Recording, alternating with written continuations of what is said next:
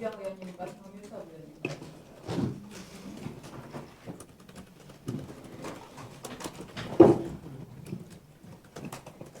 네, 유시민 알릴레오 팟캐스트에 대해서 말씀을 드리겠습니다. 유시민 알릴레오 팟캐스트에 청와대와 여권 인사들의 발길이 줄을 잇고 있습니다. 알릴레오를 통해서 자신들의 무너져가는 지지율과 궁색한 논리들을 국민들에게 호도하기에 여념이 없습니다. 유시민 노무현재단 이사장은 알릴레오 방송을 통해서 자유한국당과 자유한국당 원내대표를 원색적으로 비난한 바가 있습니다. 우리 당의 결단, 국회의원 정수를 축소하겠다는 결단에 대해서 비례대표제를 없애겠다라고 하니까 이를 마치 일각에서는 사다리 걷어차기다 이렇게 이제 매도를 하고 있는데, 사다리 걷어차기라는 말을 가장 들어야 될 사람들이 바로 이 정부 청와대와 집권여당 더불어민주당입니다. 내 자식은 특목고 자사고 외고 다 보내놓고 뼛속까지 친미적 발언과 반미적 발언과 반미 감정에 사로잡혀 있으면서 내 자식은 미국 유학 버젓이 보내놓고 있었던 사람들이 사다리 걷어차기 할 얘기가 아닙니다. 더불어민주당에게 제안합니다. 알릴레오라는 방송이 지금 어떤 역할을 하고 있는지에 대해서 명확히 인식하고 계실 것이다 라고 생각합니다. 일각에서는 국정 홍보 방송이라고도 얘기를 하고 있는데, 제가 보기에는 국정 홍보 방송 수준이 아니라 청와대의 위장계열사 혹은 더불어민주당의 위장계열사가 아닌가라는 말을 들어도 부족함이 없습니다. 더불어민주당에 제안합니다.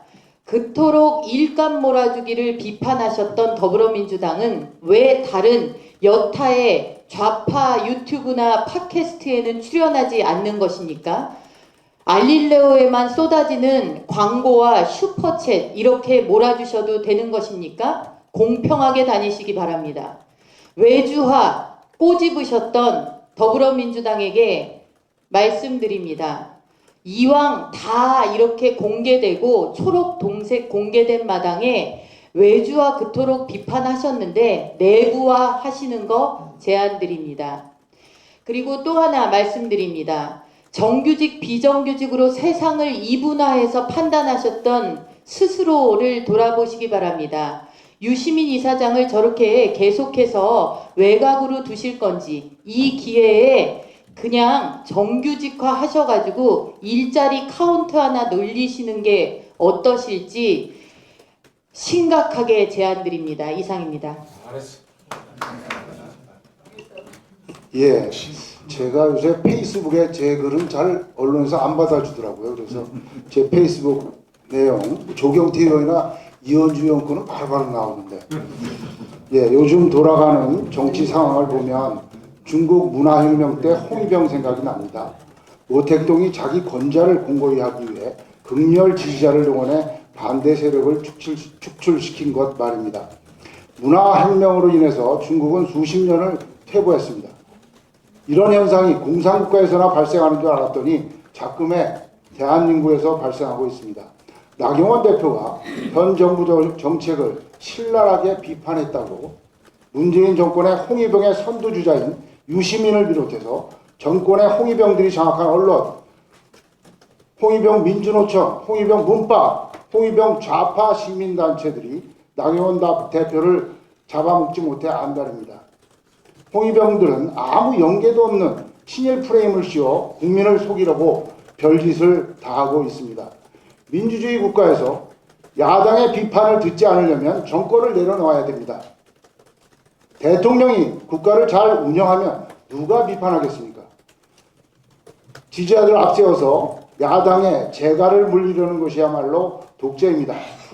야당 당대표를 비롯한 현 정부를 비판한 국회의원에 대한 과거를 뒤져 흠집 잡으려고 혈안입니다. 이런 식으로 정치하지 마십시오. 이런 식의 국가 운영은 우리나라를 삼류국가로 만들 뿐입니다. 제가 안타까워하는 것은 우리 선열들이 그 길을 내서 일본을 극복하고 일본보다 경제적으로 문화적으로 우월한 국가를 만들려고 했는데 이제 겨우 일본 어깨 쭉지까지만큼만 따라왔는데 문재인 정권의 설익은 국가 운영으로 다시 일본과의 격차가 벌어지고 있다는 것입니다. 지난해 12월 한일 의원연맹 회의 경제분과회의에서 일본 의원이 저한테 일본은 일자리는 많은데 젊은 청년이 모자라고 한국은 많은 청년들이 논다는데 MOU 맺어서 한국 청년들을 10,000명씩 보내달라고 했습니다. 우리나라가 이 지경입니다. 야당 때리는 것보다 젊은이들 일자리 만드는데 관심을 기울여 주시기 바랍니다. 네, 여러분들 잘 아시는 서울 외신기자클럽이 있습니다.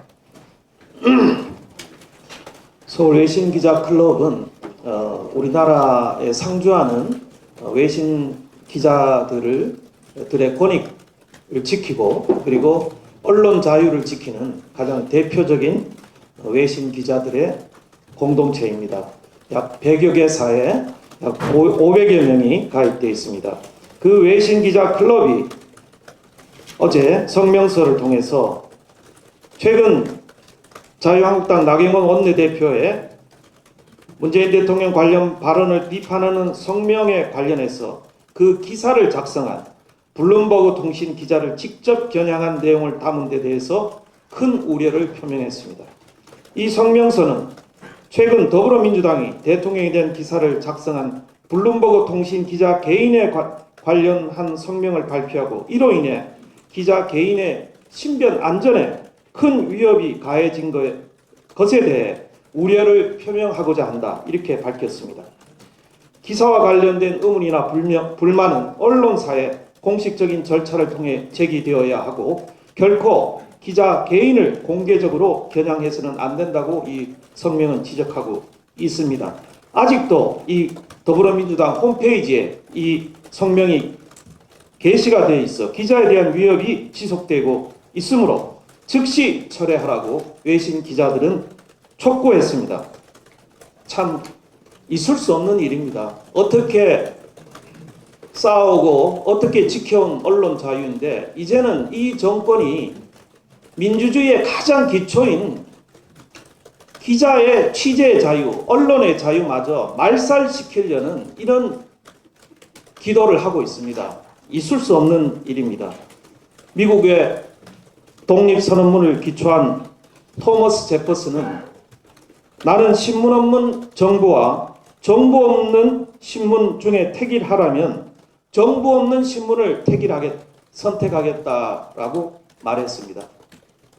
이 정권이 이제 언론 자유마저 말살하려는 이런 시도에 대해서 우리 국민들은 더 이상 용납해서는 안 되겠습니다. 더불어민주당은 즉각 이 기자에 대한 이 개인에 대한 성명서를 즉각 철회하고 민주주의의 본연의 자세로 돌아오기를 강력히 촉구합니다. 이상입니다. 네, 강효상 의원님 말씀 잘 하셨습니다.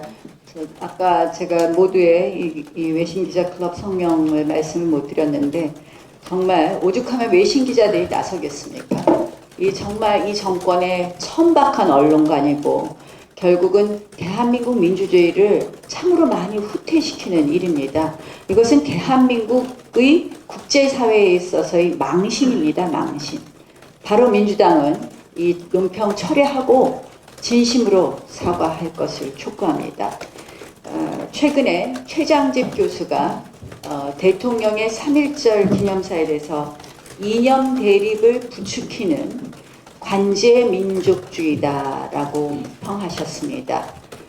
결국은 지금 문화투쟁, 이념투쟁으로 가고 있는 이 정부의 모든 여러 가지 이벤트, 이 정부의 모든 조치들 즉각 이 정부가 멈춰줄 것을 다시 한번 촉구합니다.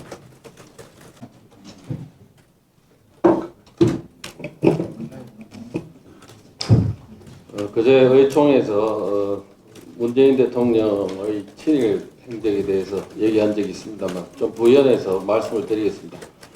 문재인 대통령이 청산하지 못한 친일 세력이 독재 세력으로 이어진다고 했습니다. 이 좌파 독재로도 이어지고 있습니다. 잘 아시다시피 9.1 장학회 설립자 김지태는 민족 수탈기구 동양척식회사 주식 직원으로 입사해서 공로로 2만 전답을 불화받고 사업체를 사들이고 부를 축적해서 적산기업인 아사히 견직의 관리인을 맡은 뒤 전국 10대 재벌의 반열에 오른 인물입니다.